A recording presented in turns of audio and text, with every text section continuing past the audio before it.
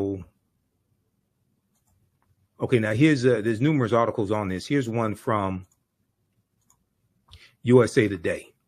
If you haven't heard about Project 2025, you got to go research this.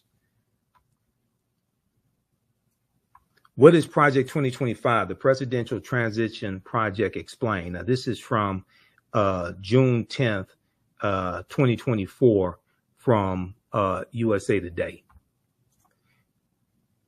This deals with giving more power to the president. This deals with getting rid of the Department of Education. This deals with the nationwide ban on abortion. This deals with weaponizing the Department of Justice as well. I mean, this stuff is deep. This deals with politicizing federal employees and getting rid of thousands of federal employees and implementing a loyalty pledge as well to be a federal employee. What is Project 2025? The Presidential Transition Project Explained. This is from the USA Today. The detailed plan to dismantle and reconstruct the government laid out by conservative groups known as the 2025 Presidential Transition Project has critics up in arms over its apocalyptic and authoritarian nature. The Heritage Foundation, a conservative think tank in Washington, D.C., led an effort to create the more than 900-page mandate for leadership published in April 2023. So this is the type of planning these people are doing. Reimagining the executive branch and presented a plan to overhaul several government agencies, including the FBI, for the country's next conservative president to follow. Now, the Heritage Foundation did something similar in 1980 with their mandate for leadership. And and that was a book in 1980 that contained 2,000 policies they wanted the Reagan administration to adopt. The Reagan administration adopted 60% of those policies in the first administration of Ronald Reagan. And these were a lot of anti-African-American policies. These policies calling for smaller government, attacking poverty programs, all different types of negative things like this. According to the project's website, the playbook provides a governing agenda and a lineup of people ready to implement it to, quote, rescue the country from the grip of the radical left. Rescue the country from the grip of the radical left. It includes a domestic and foreign policy agenda, a list of personnel, training, and a 180-day playbook. Read the rest of this here. Dealing with Project 2025. Okay, there are numerous articles on this, and this is one from Newsweek.com. Now, this is the Republican National Committee chair. This is Michael Steele, who's African American, and he's confronting. So on the weekend on MSNBC, co-hosted by Michael Steele, they just had the guy who's the head of the Heritage Foundation on the show. They had him on this weekend. It was Saturday. They had him on Saturday, June 22nd. Ex-RNC chair confronts Republican on Project 2025 plan to gut government, 2024. Michael Steele, former chairman of the Republican National Committee, confronted Kevin Roberts, president of the Heritage Foundation, on Saturday over Project 2025, a plan that includes firing up to 50,000 federal government workers. A plan that includes firing up to 50,000 federal government workers. Now, African Americans make up 18.4% of the 370,000 federal employees. So when you talk about firing 50,000 federal government workers, you're talking about firing a lot of African Americans.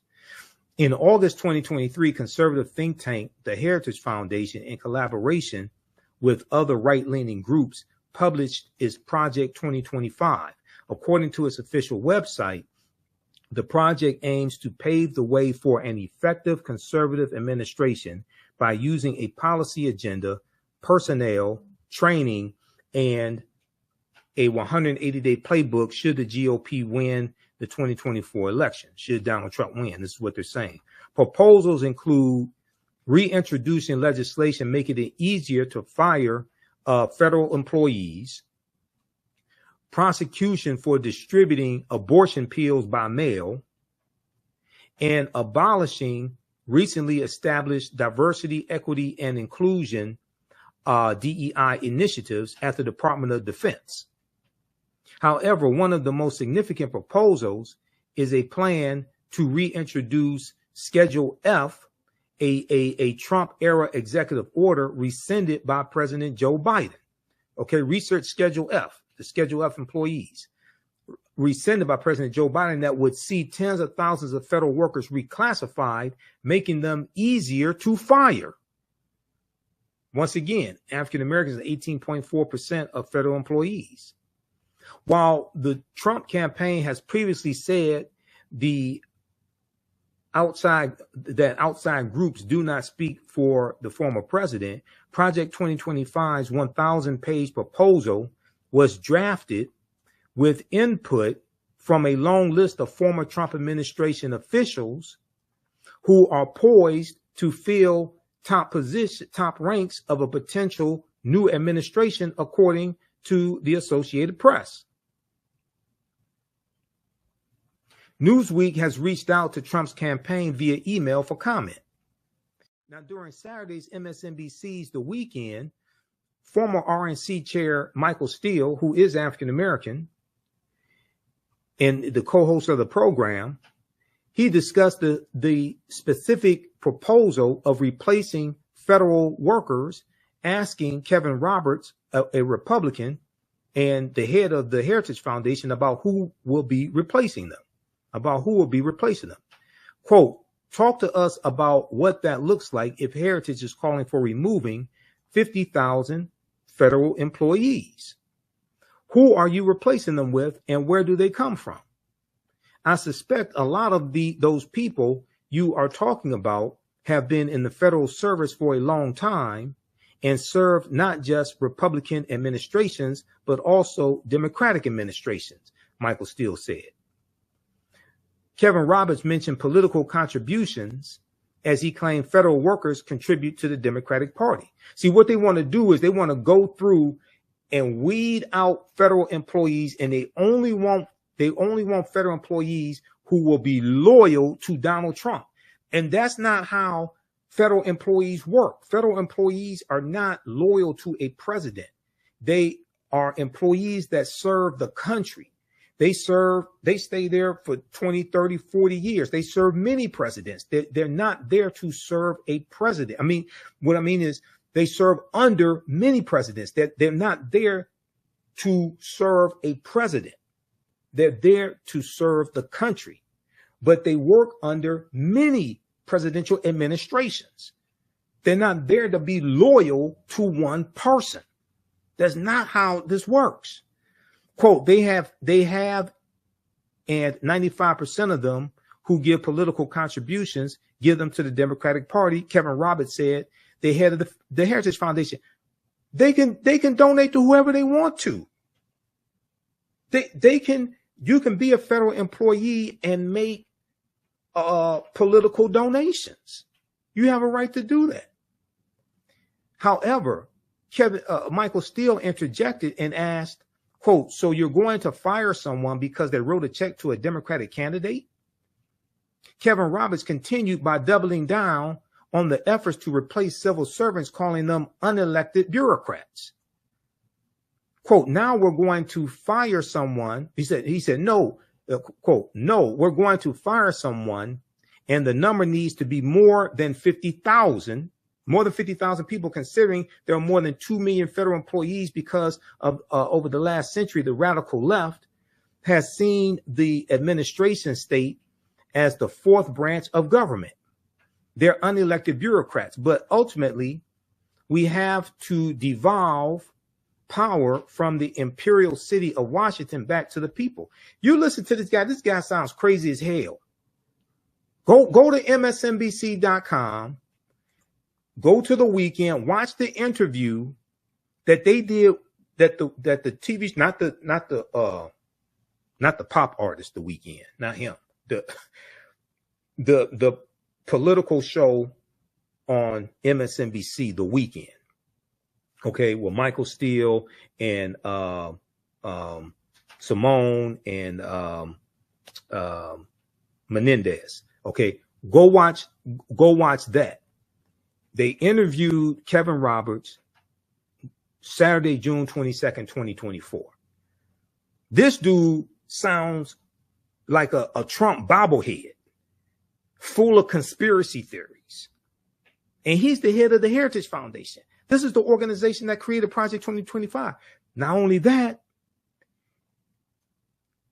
the 226 federal judges that Donald Trump got confirmed, and the 3 Supreme Court judges, those judges came from lists submitted to him from the Heritage Foundation and the Federalist Society.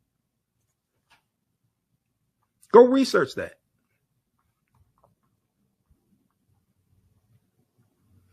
Okay, read the rest of this article here. This is how deep this is. Your understanding of politics is directly related to your understanding of history, because they both intersect. And when we study history from 1800 through 1970, and we're going to end in 1971 with Richard Nixon declaring his war on drugs after he ran for president in 1968 and won in 1968, and he won on the platform of law and order, which basically means lock up black people, protect white people. And he ran on a backlash to the civil rights movement, the Black Power movement, the rebellions taking place across the country, attacking the anti-poverty programs that the Great Society programs from President Johnson. He attacked a lot of those programs as well. Okay. So so how do you all like this type of information? Give us a thumbs up, give us a heart, give us a like. This is a very, very timely class, and this helps you to better understand what's taking place in the country right now, dealing with politics, news, events, people reclaiming the Confederacy. We just did a story on Roland Martin Unfiltered where 2 schools in Virginia just voted to rename the schools after Confederate heroes, because they changed the names of the schools in 2020 when you had a racial reckoning taking place in this country because of the killing of George Floyd. Now you see a recalibration. Now you see people trying to go back to the way it was because they want to hold on to white supremacy. You have a lot of people that want to hold on to the Confederacy.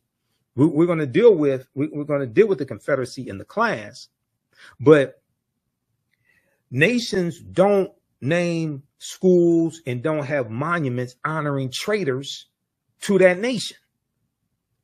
The Confederacy, these were traitors who committed treason based upon Article 3, Section 3 of the U.S. Constitution.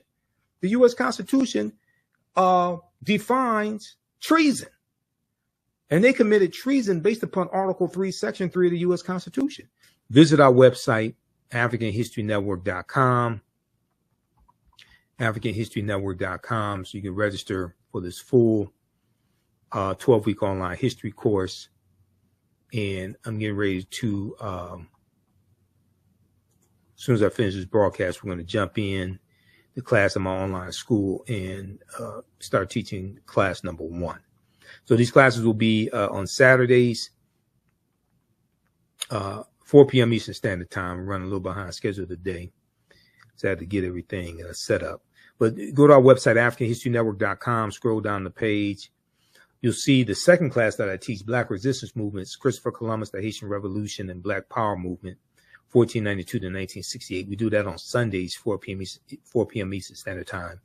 So click right here to register for the second course. You can register for the course bundle for both classes on sale for $120. Click right here to register for the course bundle. This content is PG-13, so you can use this with your children also. I don't do a lot of cursing. It's nothing like that. It's a very visual class. So we have 200 slides in the PowerPoint presentation, video clips that we look at, book references, 80 to 100 articles. And then we have class number 1 of Ancient Kemet, the Moors, and the Ma'afa, Understand the Transatlantic Slave Trade. Click right here to register for that. And the class lesson plan is here for the full course. You can download the class lesson plan. Okay, so there's a ton of information that we cover in this class. I'm just giving you a brief overview. Okay, so have you all learned anything so far? How do you all like this type of information? And who still needs to register for this class? So when we scroll down, we look at some of the other content that we'll cover. We'll look at archaeological discoveries that keep causing the scientists and archaeologists and paleontologists to push the timelines back. And these are archaeological discoveries that show an African presence in parts of the world earlier than people thought. Okay, so there was one good article, Recap Humans Are 100,000 Years Older Than We Thought. This is from the New York Post. We'll look at the lost city. There were two lost cities of Egypt. One, dazzling Aten, which was discovered a few years ago, but then also Tanis Heraklion, which was discovered about 2013. Tanis Heraklion, the lost city of Egypt.